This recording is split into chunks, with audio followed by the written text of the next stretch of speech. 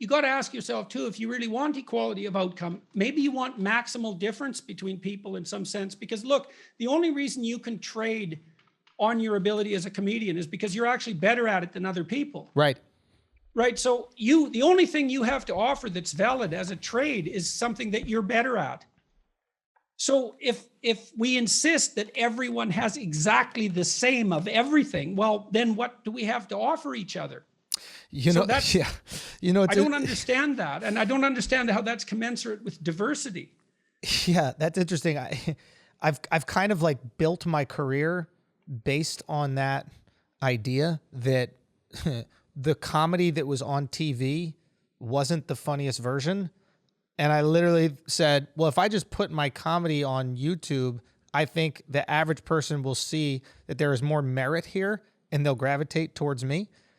Right. And I think because these institutions were so caught up in like what you can and can't say and all this other stuff and blah, blah, blah, it doesn't really matter. But yet the internet. It does matter. It does matter. Exactly. Because you saw, I said in this book, there's a chapter, right? Notice that opportunity lurks where responsibility has been abdicated. Yes. Well, that's the story you just told. You exactly. said you noticed that what was being meritorious wasn't being rewarded. Yeah. Okay, well, that sucks, but it does open up an opportunity for you if 100%. You have some merit and then you can test it. So you put your comedy on YouTube. What happened? And then it blows up, man. And it was crazy. And it's like everything that I've gotten from my career has come from the fact that like the people were able to decide it.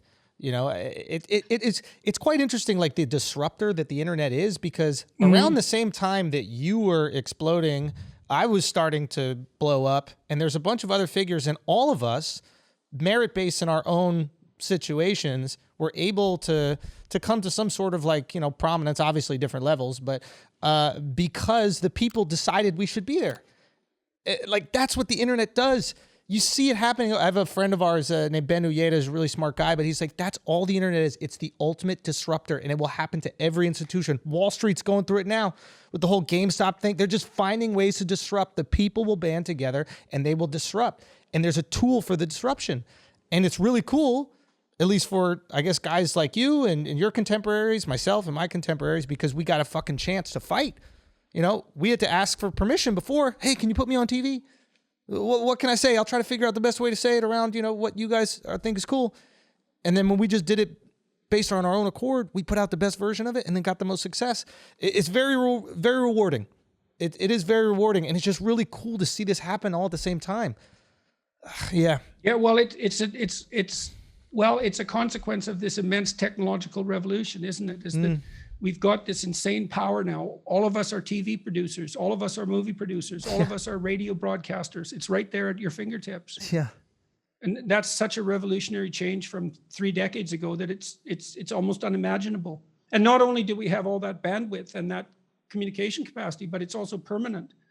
Stored, you know, because television stations back in the 1960s, you broadcast something and once then it was gone.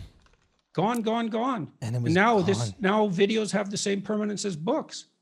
It's so stunning. True. And, you know, people say, you know, I was talking to Russell Brand the other day, and I like Russell, and he's very, very smart. Yeah, sharp guy. Stunningly smart at times.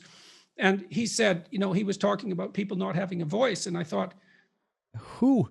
Wait, you have a voice now if you want it. You can just sit in front of your computer and you can talk to as many people as will listen to you. Yeah.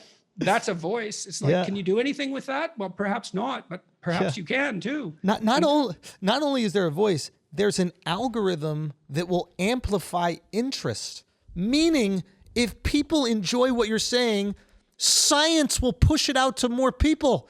So it is wow. It's like it's merit on crack.